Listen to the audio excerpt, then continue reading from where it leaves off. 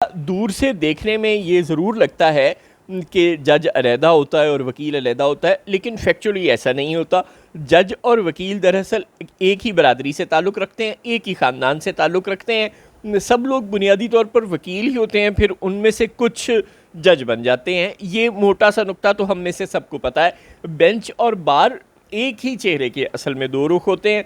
अब अगर बार पर ये वक्त आन पड़ा है कि वो बेंच को प्रोटेक्ट करे और वो इसमें नाकाम रहता है, तो फिर ये बार की सोचने की बात है कि वो कहाँ खड़ा है। बेंच में तो सरकारी मुलाजिम घुस जाया करते हैं। बेंच में शामिल लोगों की तादाद कितनी होती है पूरे पाकिस्तान में? तमाम हाई कोर्ट्स, तमाम सुप्रीम कोर्ट्स के जजेस की कुल तादाद 200 भी नहीं होती। पहले तो खैर 100 भी नहीं होती थी, लेकिन थैंक्स टू 26 कॉन्स्टिट्यूशनल अमेंडमेंट अब अगर 200 भी नहीं होती, अब भी नहीं होती, तो इतने से लोगों को दबाना या इतने से लोग पिक करके चुन के ग्राउंड चेक करवा के अपनी मर्जी के भर्ती करवाना कोई बड़ा मसला नहीं है। हाँ, बार हज़ारों की तादाद में लोगों पर मुश्तमिल होता है और बार को कंट्रोल करना ज़ाहिर है आसान नहीं होता। सब के सब लोग बार में ख़रीदा हुए या बिकाऊ माल या उस तरह से आने आसान नहीं होते। चुनांचे जब भी कभी बेंच की हुर्मत पर सवाल उठा है तो उसको प्रोटेक्ट करने बार आया है। चाहे वो आसमा जहांगीर बनाम दोसू केस हो, आसमा जहांगीर बनाम सरकार केस हो, या तब से लेके आज तक नज़रिया ज़रूरत वाला केस हो, जब जब जो जो मसाइल बेंच ने फेस किए हैं, बार ने कम से कम उसको रेस्क्यू करने की, उसको प्रोटेक्ट करने की कोशिश ज़रूर की है। अब इफ्तिखार चौधरी साहब इवेंचुअली जैसे भी निकले और उनके जो भी पॉलिटिकल डिज़ाइंस थे वो उनके साथ है, लेकिन बहरहाल बेंच ने को प्रोटेक्ट बल्कि रेस्क्यू किया था बार ने, और आमरों के सामने रेस्क्यू किया है। लिहाजा हम बार की माजी की ताकतवर कार्रवाइयों से तो इनहराफ नहीं कर सकते। लेकिन ये जो अब हमें वकला हजरात बता रहे हैं कि ज़िंदा है वकला ज़िंदा है, तो बहुत माजरत के साथ अब आप ज़िंदा हैं या नहीं, ये अभी तो हम मानने के लिए बिल्कुल तैयार नहीं हैं कि आप ज़िंदा हैं, क्योंकि आपने 26वीं आईनी तरमीम के ख़िलाफ़ बहुत बोला, आप कुछ ना कर सके। आपने जस्टिस आयशा मलिक की सुप्रीम कोर्ट में तैनाती के वक्त बहुत बोला, आप कुछ ना कर सके। न जाने पिछले 4-5 सालों में आपने किस किस वक्त क्या क्या बोला और आप कुछ ना कर सके। हम इस जज के सामने पेश नहीं होंगे, ये नहीं करेंगे, वो नहीं करेंगे, आप कुछ ना कर सके। इस्लामाबाद हाई कोर्ट के 6 जजेस ने ख़त लिखा, आप उनको कोई इंसाफ ना दिला सके। जस्टिस शौकत सदीकी चीखते रहे, चिल्लाते रहे, आप उनको इंसाफ ना दिला सके। फिर बेंच ने ही उनको नाम नहाद किस्म का इंसाफ दिलाया। काजी साहब ने जब वो नए नए आए थे तो ये ज़ाहिर है केस टेकअप कर लिया था और वो एक एंटी इस्टेब्लिशमेंट स्टैंस लेकर आए थे।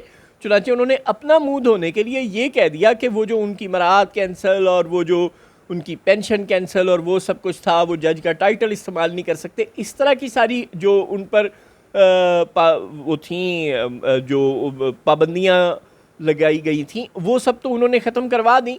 लेकिन जो उनको उनका हक दिलाने की बात थी, जो वो चीख रहे थे और आज तक चीख रहे हैं कि भाई मैं एक इल्ज़ाम लगा रहा हूँ और मैं अपने इल्ज़ाम से पीछे नहीं हटा, तो उसकी इन्वेस्टिगेशन करवाओ। वो इन्वेस्टिगेशन आज तक नहीं हुई। जो वो कहते हैं कि खुफिया इदारों के लोग आते हैं इस्लामाबाद हाई कोर्ट के चीफ जस्टिस के पास और वो उन्हें बताते हैं कि इस केस को इस बेंच में लगा दो, इस केस को इस बेंच में लगा दो, इन जजेस को मिलाकर ये बेंच बना दो। ये सब वो अपने इस इल्ज़ाम से पीछे नहीं हटे।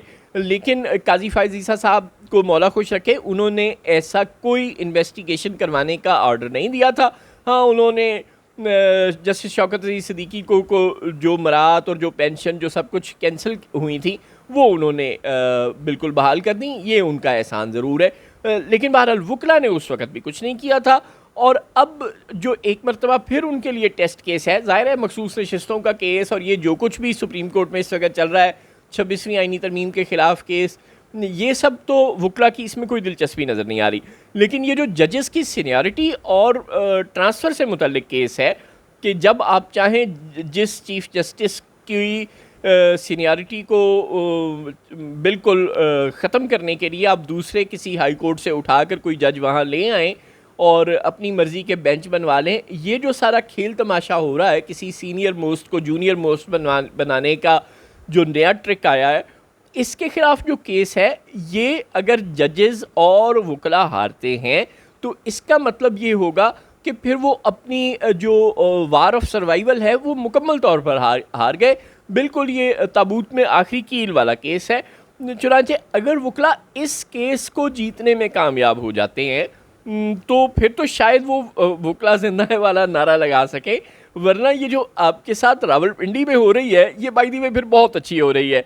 गज़ब खुदा का कि वो ट्रैफिक वार्डन के साथ वकीलों की लड़ाई, 15 वकीलों की लड़ाई, 15 वकील, एक वकील नहीं संभालिया जाता, खैर 15 वकीलों की लड़ाई और पीका एक्ट के तहत उनके खिलाफ मुकदमा बन गया।